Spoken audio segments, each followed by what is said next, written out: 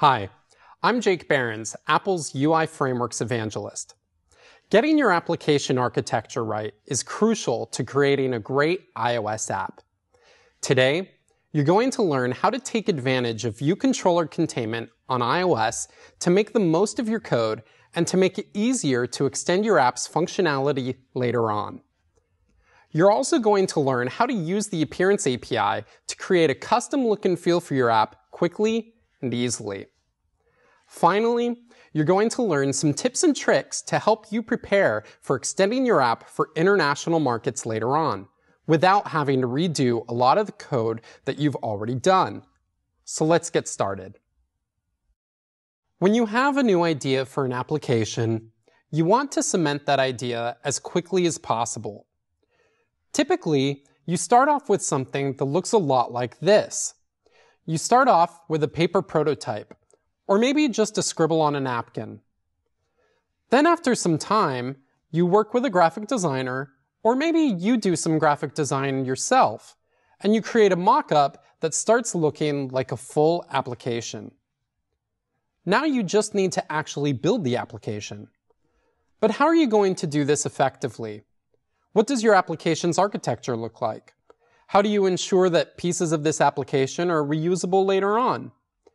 How are you going to get the custom look and feel that your graphic designer wants? You can see that there's a wood grain texture in the navigation bar, a custom font with its own custom color, and you also have a custom tint on the bar button item. How are you going to do this without creating a lot of custom views? Your graphic designer also wants a custom photo picker presented when the user taps on a photo. But this photo picker has its own custom look and feel. Finally, once your application is on the store and doing well, how do you move this into another market and make localization easier up front? How do you make sure that the work you do now isn't work that you're just going to have to do all over again for each language? What are some things you can do now to save time later? Let's start with application architecture. On iOS, there are different types of controller objects. Today, we're going to focus on the view controller. The view controller is one of the building blocks of creating applications. But more to the point, the view controller's primary purpose is to manage a hierarchy of views. These views are responsible for drawing content, handling multi-touch events, and managing the layout of any of their own subviews. Now, the view controller may also connect to a model and present data to the user through views. Conversely, it may take data that the user has entered into a text field and push that down to the model. But its primary purpose is to manage its hierarchy of views. A view controller should also be encapsulated. Its functionality should not be dependent upon any other view controller if at all possible. There are three main types of view controllers on iOS. There are system view controllers, and these are system-provided view controllers that are part of the iOS SDK. Then there are content view controllers, and these are custom view controllers that you create. Then there are container controllers. Container controllers handle layouts and application flow, and I'm going to focus on these today. First are system controllers. These are view controllers that we provide to you, such as the tweet sheet and the image picker. Now, keep in mind that these really drive home the point of encapsulation. All of these controllers can be presented from virtually anywhere in your application, and they work independently of your application. If you look at the image picker, you get the navigation between photo albums, the image previews, and the image thumbnails that scroll. This is all work that you don't have to create. You don't have to write this code, and we've provided you all of this within the image picker itself so that you can focus on the core functionality of your application. Then there are content view controllers. These are custom view controllers that you create. These are typically a subclass of UI view controller or UI table view controller, and these usually represent some encapsulated content and functionality that is specific to your application. Then we have container controllers. Examples of these controllers are the navigation controller, the tab bar controller, and with the introduction of the iPad and iOS 3.2, we introduced the split view controller. These containers allow you to present multiple view controllers on screen at the same time, transition between view controllers, and define your application layout. Before iOS 5, you couldn't create your own custom containers, but now you can. To start, let's look at a great example of a container controller. Here's the interface for Mail on the iPad. You can see on the left there's this list of messages, and on the right there's the detail of the currently selected message. Now, if you look at this head-on, it may look like there are just two view controllers.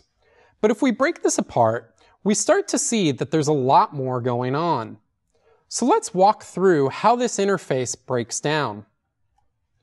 First, as the main container, we have the split view controller. The split view controller, in this case, is the root view controller of the window. This is important because the root view controller provides its view as the main content view for the window. Then, we've added a navigation controller on the left and a detail view controller on the right. The navigation controller is where you see your list of messages. You can move between mailboxes and to the thread of a message. On the right, the detail view controller, this is where the actual message that is selected is displayed. Both of these view controllers have been added as children to the split view controller container, which is now the parent. Additionally, you can see that there's a table view controller that's been added as a child to the navigation controller. This is the actual list of messages that we're seeing on the left-hand side. You can start seeing that since this table view controller has been added as a child to the navigation controller, this means that the navigation controller is also a container controller. So we now have the split view controller being a container, the navigation controller being a container, and you can see how the parent-child relationships work for this controller hierarchy. Let's go over some of the basics of what a container controller is. First, a container is a UI view controller subclass. It's just like a regular view controller. The only difference is that you can add and remove child view controllers. Remember that since a container is just a regular view controller, it can also manage its own view hierarchy. You also get some things for free with a container, such as automatic appearance and rotation method forwarding to the child view controllers. You don't have to call view will appear, view did appear, and so forth on the children. These are all forwarded by the parent container for you. So let's look at the application that you're building. How are you going to break this up? Well, the system-provided containers don't really work well here. A tab bar controller doesn't really work because you don't have tabs. And you don't want to use a navigation controller because there isn't a full transition away from the main screen. Now, this is a bit of a crude example since there is a navigation bar, but the reason why there is a navigation bar is so that you can get the title and button placement for free. So first, you're going to create a container, which is a photo container view controller. And this is going to be the root view controller of your window, so its view will be used as the content view of the window. Then, you're going to add 4 of these photo view controllers, and these are just segmented to be top left, top right, bottom left, and bottom right. And since a container is a regular view controller and can manage its own view hierarchy, you can add the UI navigation bar to the container's view hierarchy. To look at this another way, if you look at the hierarchy, you can see that the photo container view controller is the parent. It's the container view controller.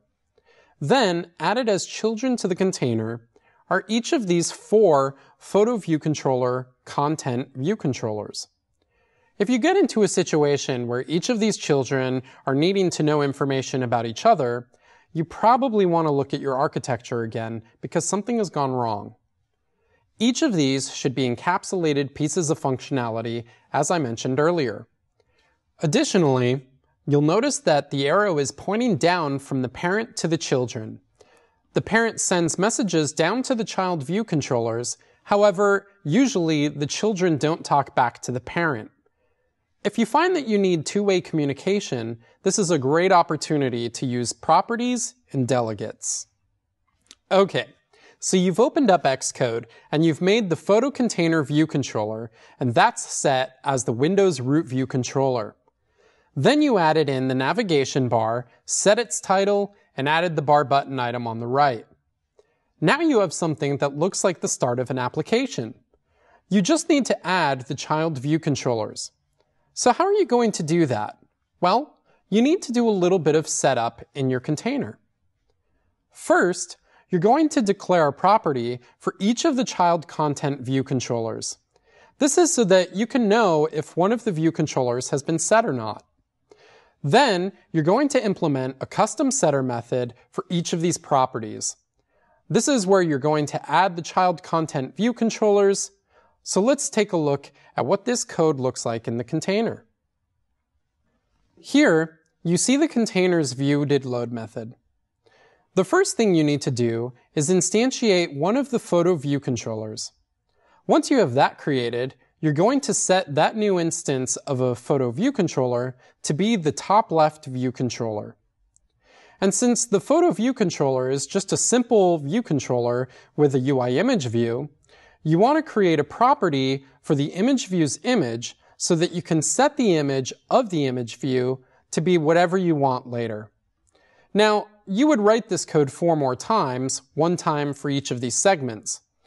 However, the code is the same, so I'm just going to show you one example, and you can assume that the code for the others is exactly the same. So next, let's take a look at that custom setter method.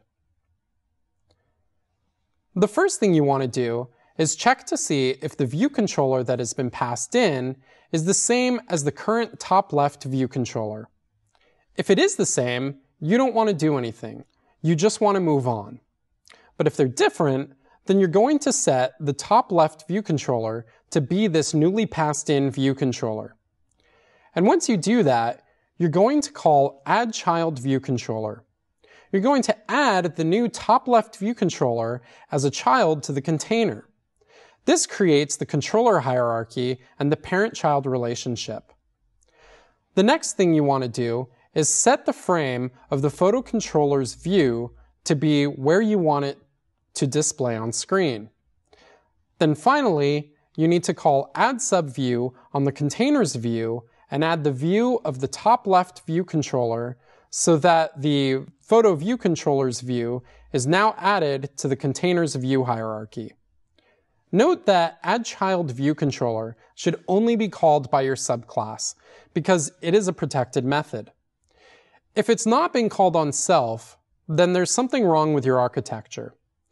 Additionally, as a container, you can find out who your child view controllers are by using the child view controllers property on the container.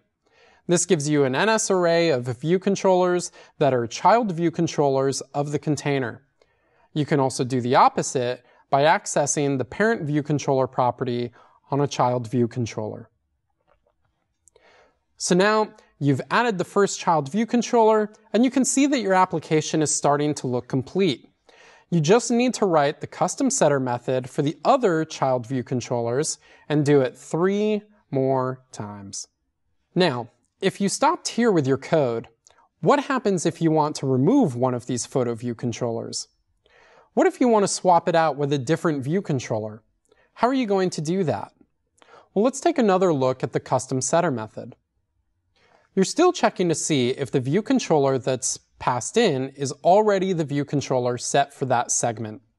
If not, then now you're going to call remove from superview on the photo view controller's view, which is going to remove that view from the container's view hierarchy. Then you need to call remove from parent view controller.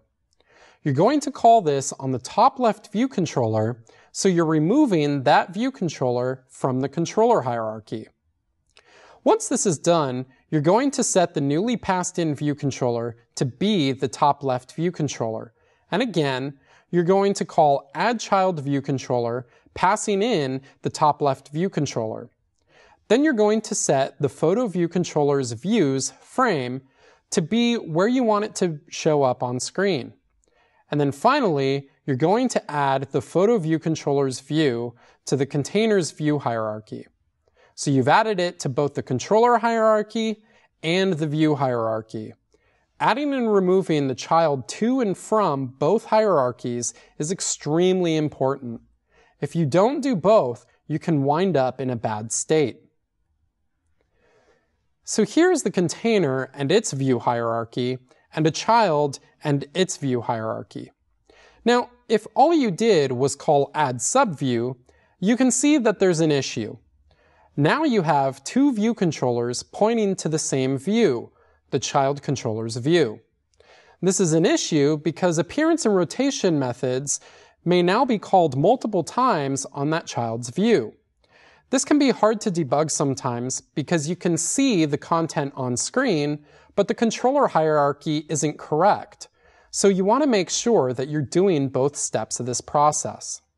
Here you have the same setup as before, but this time you're calling add child view controller and adding the child to the controller hierarchy. This means that appearance and rotation methods will come from the parent and flow through the child controller. Then you're calling add subview and adding the child's view to the container's view hierarchy. This is good. Now the child's view will only get the appearance and rotation methods called once, and children, once added to a parent, should stay there unless removed properly first. Be aware that you may run into issues if you don't follow this rule. Here's another issue that you could run into: an inconsistent hierarchy exception. This example is similar to the last one, except in this situation, the photo view controller was previously added as a child to a UI navigation controller. So now, if you were to call add subview and add the photo view controller's view to the container's view hierarchy, you're going to get a hierarchy inconsistency exception. This is because the photo view controller already has a parent. So when you call add subview on its view, the parent controller should be the photo container view controller. But currently, the photo view controller is still a child of the UI navigation controller. And since these don't match, the controller chain is incorrect, and you'll receive this exception. In the console, this is the output that you'll see for this situation. It may not seem helpful at first, but it is. If we break it down to be more readable, we can walk through it and find exactly where the problem is in our code.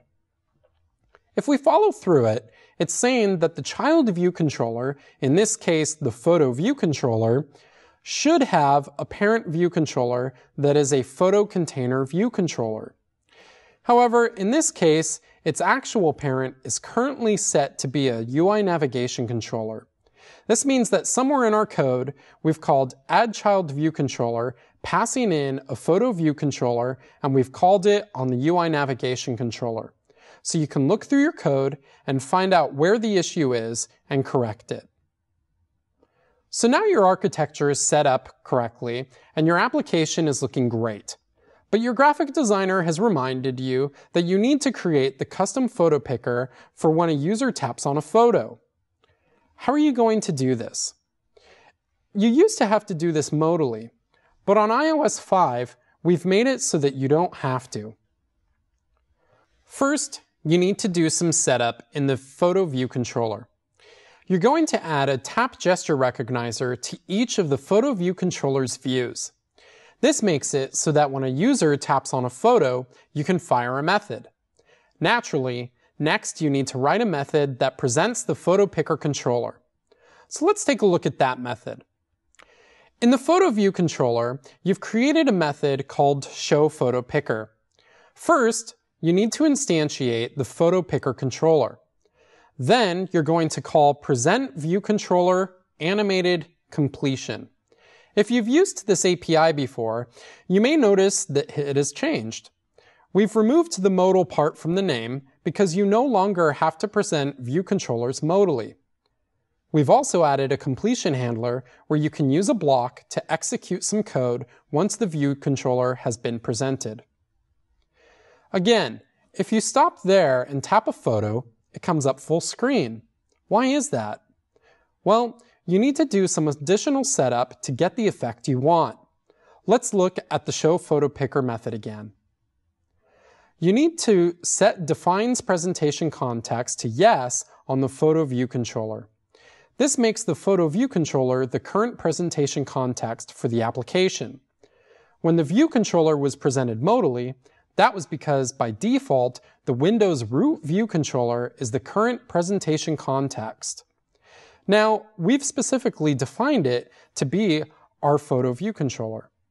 Next, you want to set the modal presentation style of the photo picker to be the currently defined presentation context. In this case, the Photo View Controller. As an aside, we've also added a Presenting View Controller property that you can access from within a presented view controller. This saves you from having to look up view hierarchies and try and figure out who presented the view controller. So now you're done. Your architecture is set up, and when you tap a photo, you get your photo picker presented in the way your graphic designer wanted. The other great thing about presenting your view controllers the way you want is that your users can still interact with the content on the rest of the screen while a view controller is presented. So let's wrap up. On iOS 5, you can now create custom container view controllers. These let you define your own layouts and application flow. You also want to make sure that your child content view controllers are encapsulated functionality. They should not be dependent upon other children. You also want to make sure that you're respecting the controller and view hierarchies. You've seen some of the issues that you can run into if you don't, but you also know how to fix them now. Finally, we've made presenting view controllers much easier, and we've given you more flexibility to present view controllers the way you want. Next, let's talk about interface customization and how you get that custom look and feel that your graphic designer created in your initial mockup. On the iPad, the default look and feel is a combination of silver and gray tones. You can see that here in the navigation bar and in the bar button item, and when you present your photo picker. But your graphic designer wants this custom look and feel. In the past, it's been a little bit tough to get this custom look and feel easily. You've had to create custom views and do a lot of heavy lifting. And then every time the OS updates, if we've changed anything internally, then you have to change things on your end as well. Well, now you don't have to do that, because we've introduced the new Appearance API on iOS 5. With the Appearance API on iOS 5, we've added tint colors to almost every UI element. We've also added background images to elements like the navigation bar, the tab bar, and the toolbar. So let's see how you can start implementing the look and feel you want in your application. To get the navigation bar background, you call set background image for bar metrics on the navigation bar. Here, you're passing in a UI image for the background image, and for the bar metrics, you've passed in UI bar metrics default. This is for portrait orientations on the iPhone and iPod Touch, and all orientations for the iPad, since the navigation bar doesn't change size with orientation changes.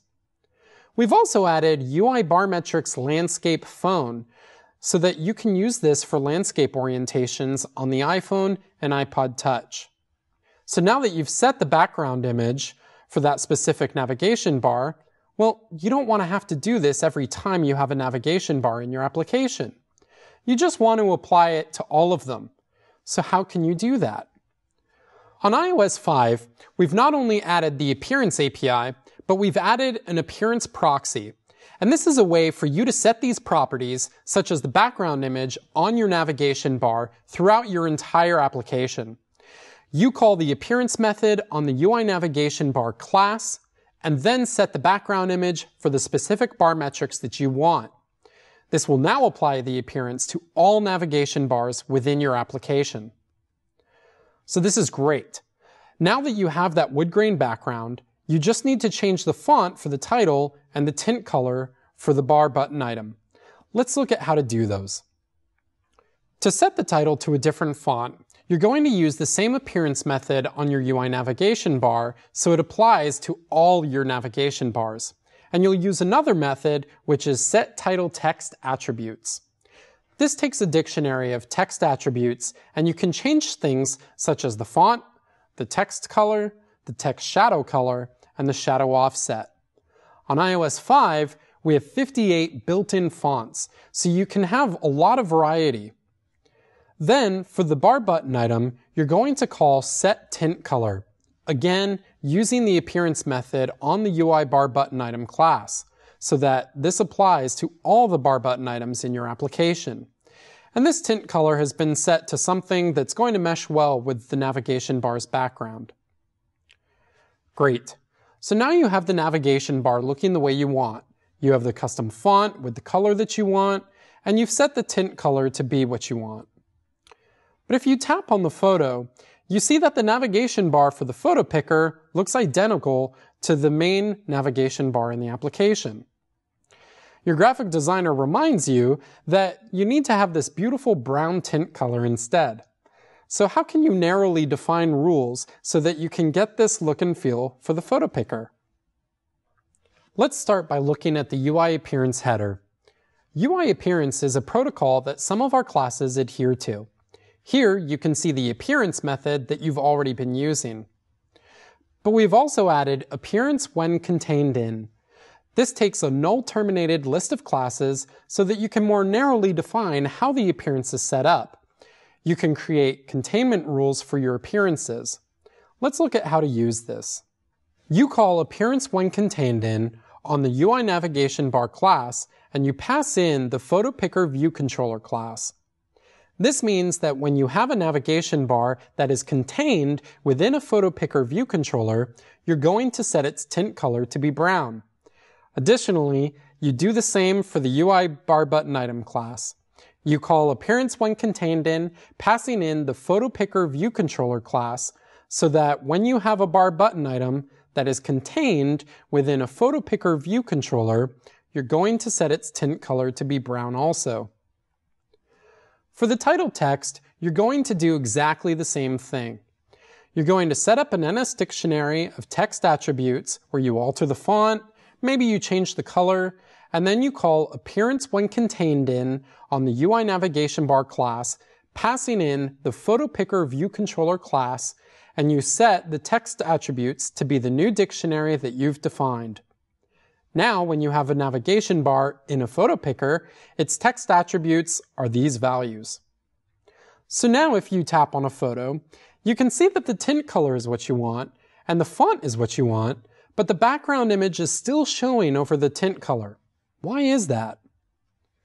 Well, if you look at the original code that set the background image for all navigation bars to be this wood grain background, you used the appearance method on UI navigation bar, meaning all navigation bars now have this background image.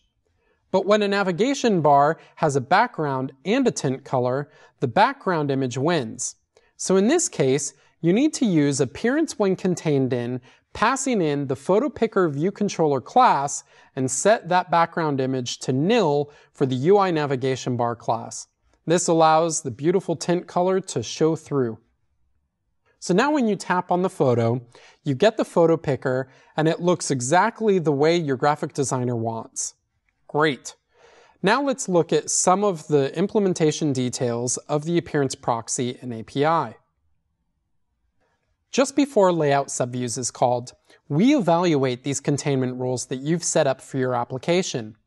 Then the specific customizations are applied, and know that these updates are only applied when the view hierarchy changes. So if you're looking to do this in real time, it's not going to work the way you may be expecting. Additionally, instance methods have been tagged with a #define UI appearance selector. This lets you look at the headers for our classes, such as UI button or UI bar button item, and you can see which methods have opted into the appearance proxy.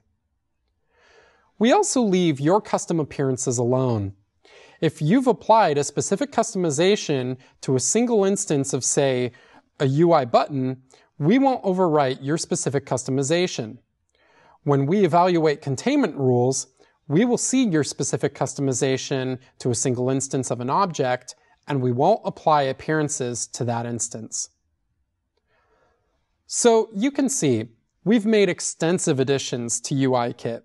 And with the Appearance API, you can really get the look and feel you want in your application. We've also set up containment rules using appearance when contained in so that you can granularly define a custom look and feel for different areas of your application. We leave single instances alone if you've customized them specifically. So anything that you create, we're not just going to stomp on. Finally, let's talk about some tips and tricks.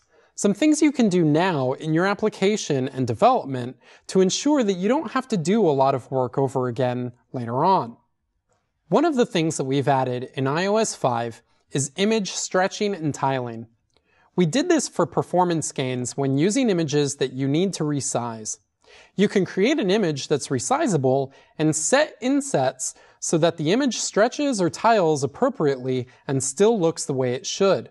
This makes it a lot easier to do localization within your applications. Here, if I set the insets on this image to be 0, 1, 0, 1, this goes from top, left, to bottom, to right. So I haven't inset the top or bottom, but I have set the left and right by 1 point.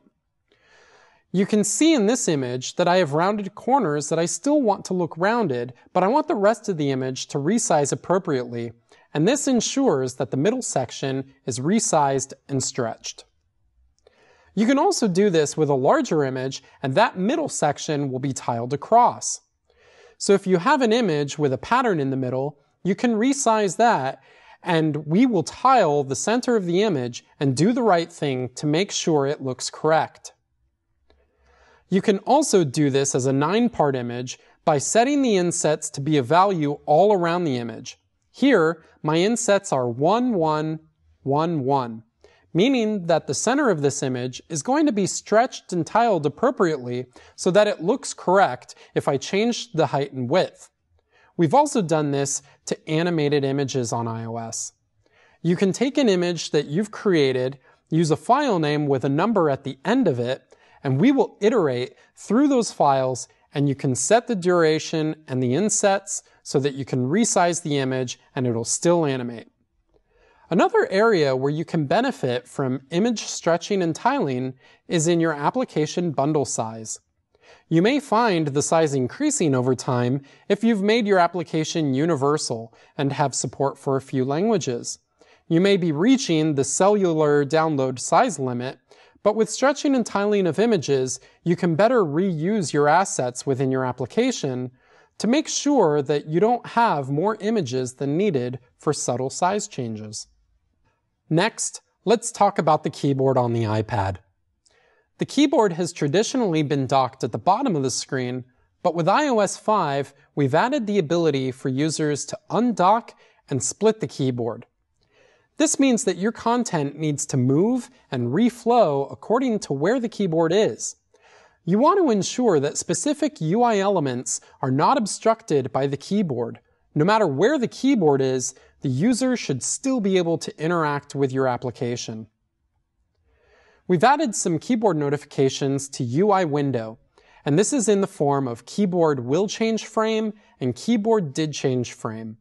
So you can know where the frame of the keyboard is and where it has been so that you can relay out your content appropriately so that you're not obstructing key areas of your interface.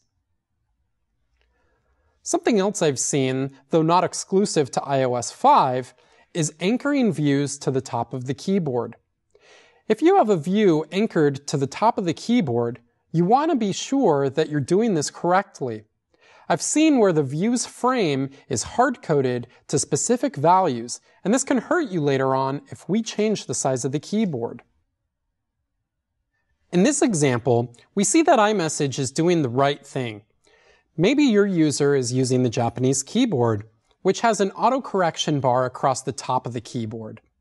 Suddenly, the frame of the keyboard is different, and you need to account for this so that the text field is still on screen. You want to ensure that the user can interact with your content. So you want to make sure that if you're anchoring a view to the top of the keyboard, you want to observe the keyboard will show, keyboard did show, keyboard will hide, and keyboard did hide notifications. These notifications will give you user info keys, such as where the keyboard's frame begins, where it ends, what the animation duration time is, and what the animation curve is. When you observe these notifications, you can fire a method that may have a UI view block animation, or maybe you're doing some core animation to move your anchored view. But you can do this knowing where the frame of the keyboard is. You can do this with the same exact animation time and in the same exact type of animation. Everything works together and looks very fluid to the user. So now you have a checklist of next steps. First, you want to check and see that you're stretching and tiling images where you can. This keeps your bundle size low, and we've also done many optimizations under the hood to make sure that the performance is great. You also want to avoid putting text in images when at all possible. In some situations you may have to, but in others you want to make sure that you're drawing the text over the image or using something like a UI button with a background image so that if you're localizing for another language, what may be a certain length in one language may be a different length in another. You want to ensure that you're not having to create images for all these different languages. Finally, you want to use the frames that the keyboard notifications give you. You want to ensure that you're moving your content so that wherever the keyboard is, the interaction with your application is not obstructed for the user. So today, you've learned how to use View Controller Containment to create dynamic and robust layouts for your applications. You've also seen how easy it is to use the Appearance API to create a wonderful custom look and feel for your app. And going forward, you can utilize the tips and tricks you've learned to be proactive to make extending your app in the future even easier. I can't wait to see how you use this information to make your new apps and existing apps even better.